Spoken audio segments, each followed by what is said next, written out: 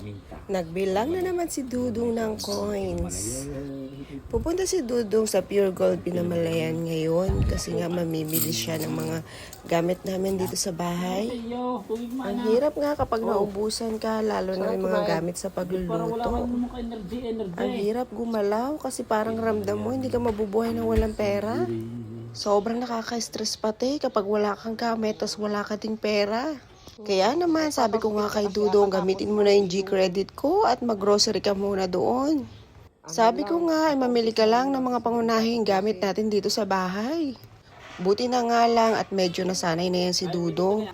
Kasi dati, naku, napakadami niyang extra na binibili. Sanay kasi siya na kapag may gusto kang kainin, kainin. Kapag may gusto kang bilhin, ay bilhin. Pero dahil hindi nga ako ganun, kaya naman tinuturuan ko siyang magtipid. Kasi ako talaga, naranasan ko na yung hirap. Kaya naman sabi ko sa kanya, kung ano lang yung meron tayo, yun na lang muna. At kung ano yung andyang ulam, yun ang ating uulamin.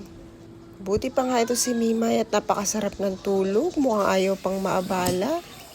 Gabi ko na nga ito nabuksan, mga pinamili ni Dudong dahil pagkarating niya nga ay pumunta pa kami ng Agsalin sa bahay ng mga magulang ko.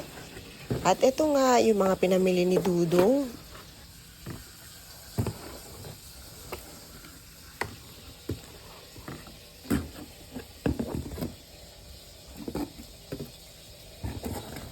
Natutuwa naman ako at mga pangangailangan nga lang talaga namin ang binili niya.